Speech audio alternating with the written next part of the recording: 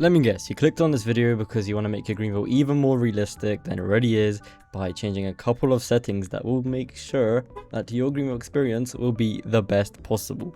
Well, this is indeed the right video you clicked on. We're going to be going through a couple of settings that you have to change in Greenville to make it as realistic as possible. Since if we just go into my car, you could see I got a nice dynamic gauge here where it shows me so much information, and I could actually change gears and put into sport transmission. So I'll be showing you how to do all of that in this video. So without further ado, let's get right into the first setting you gotta change. Okay, so first things first, you're gonna want to click over here on the wrench on the top right of the screen to go to options, and you're gonna want to type in gear shifting.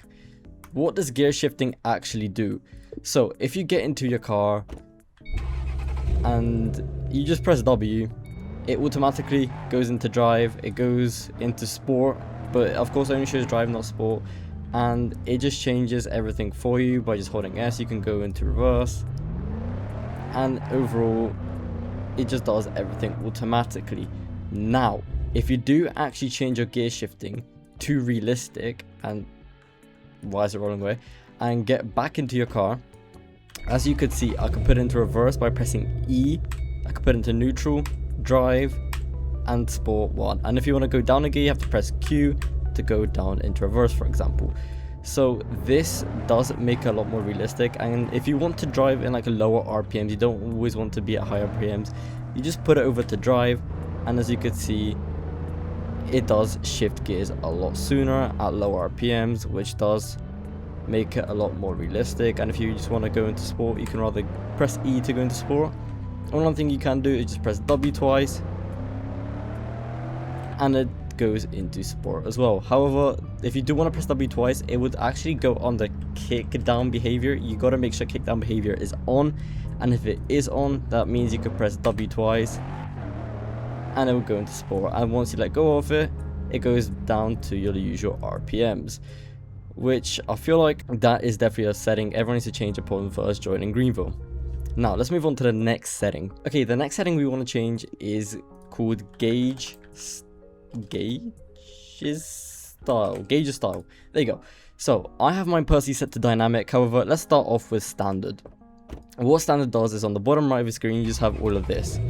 It is the smallest one out of them all. However, it also does do the job. It's not too horrible. However, it just doesn't look as good as the other two I'm about to show you. It does the job.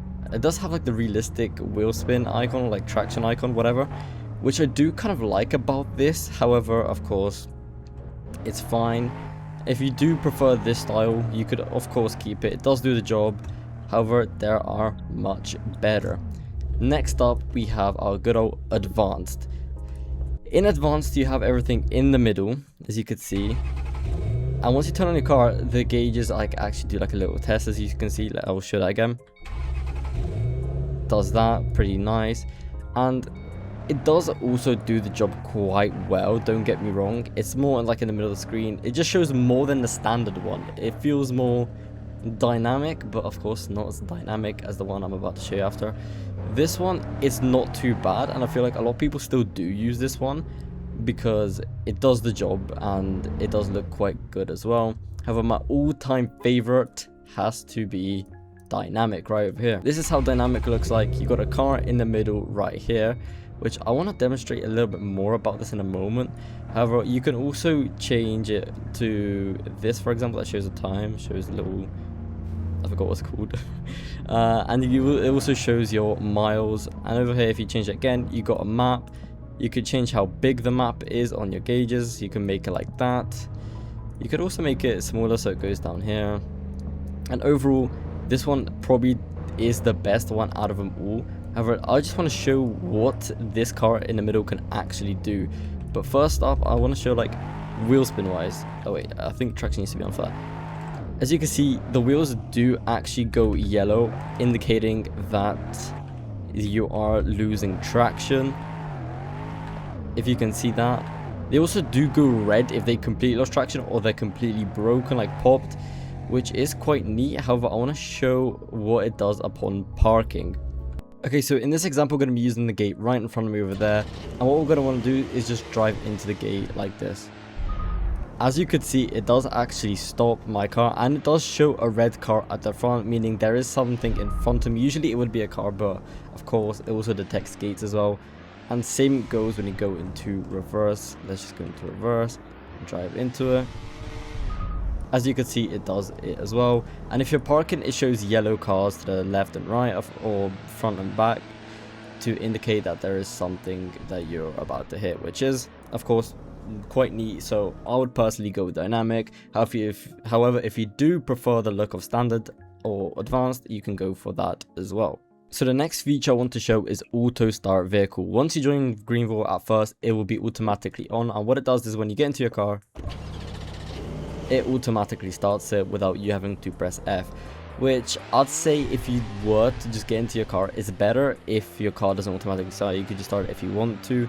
So what you would want to do is turn this off, and once you get into the car, it did not automatically turn on, and you have to press F yourself, or down here you got this button to turn it off and on. Which I'm gonna say now, if you want your game to be more realistic, that is something you definitely want to turn off, since once you first do join Greenville, the game is more arcadey, like everything is a bit more automatic, so it's a lot easier to do everything. However, if you want to make your game slightly more realistic, then turning off auto start vehicle is definitely ideal. Okay, the next feature I want to show is also to do with auto, which would be auto flip vehicle.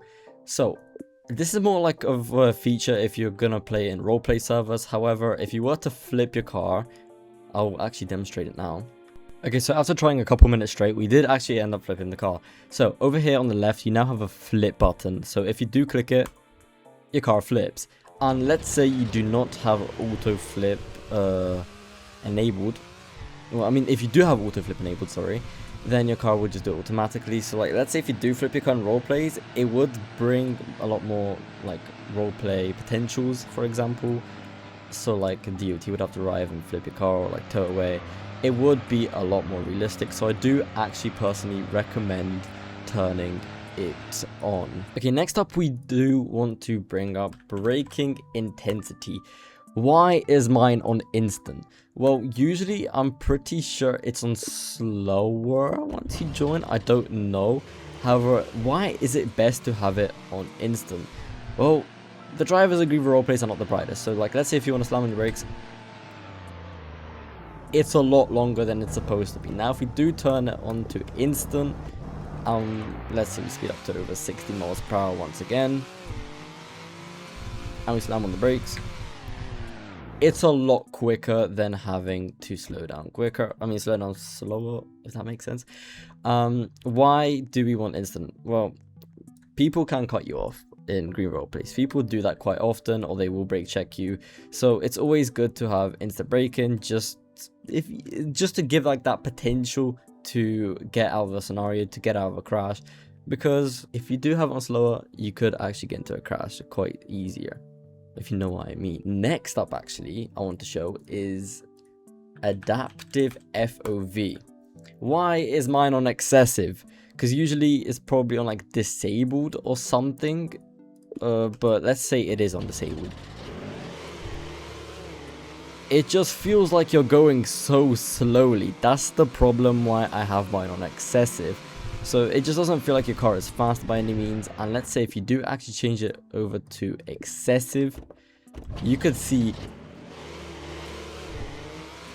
it feels like I'm going much faster than I'm actually going. So if you like the feel of speed in Greenville, then you definitely would want to turn on excessive, since it makes you feel going much faster.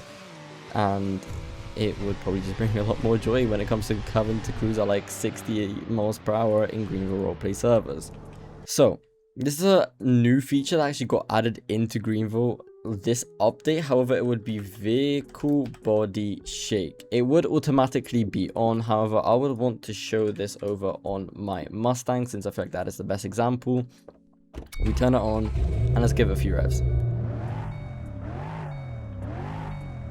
As you could see, my vehicle tilts to the right upon revving, and let's say if I did actually turn it off, there is no body shake. So in real life, your car does actually tilt when you do give it a couple revs, just like that, because your engine, like your whole engine, moves to the side of the car, you know, so it kind of makes sense that your whole body will as well. It means this is a relatively realistic feature that came into Greenville this update, and I feel like everyone should have it on. There's no reason to turn it off, okay? You must have it on. In my opinion, of course. It's all up to you though. Okay, next up, a feature I actually do recommend turning off instead of turning on, which would be over here, wind shake. For example, we could put it to excessive. That's like probably the best I could show it. Once driving the car, you could see the whole screen pretty much shakes, which of course it is slightly realistic. However, I wouldn't say it's the most, you know, enjoyable thing. I wouldn't want my screen shaking every time I'm driving a little bit quicker. So once you do actually turn it off, your whole screen does not shake, and it is just a lot smoother when it comes to driving, which is why I recommend turning off. However, if you do want that feeling of wind shake, you could turn it on to like medium or high, which would still give you it, however not as much as excessive, but I only did it just to provide an example. So I'd say turn it off if you don't want your whole screen to shake. Okay, now next up is actually to do with nature. So this feature is called tree density. Why am I saying you should put it too high?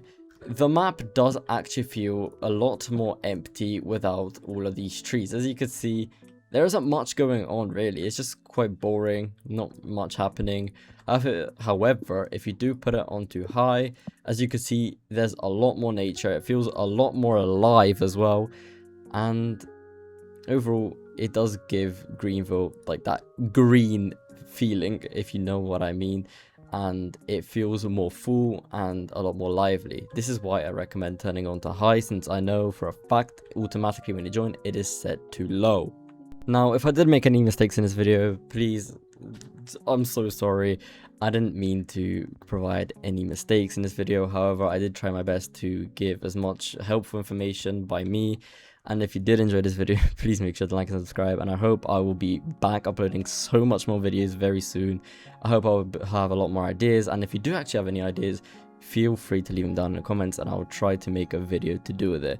Anyway, I'll see you all in the next one.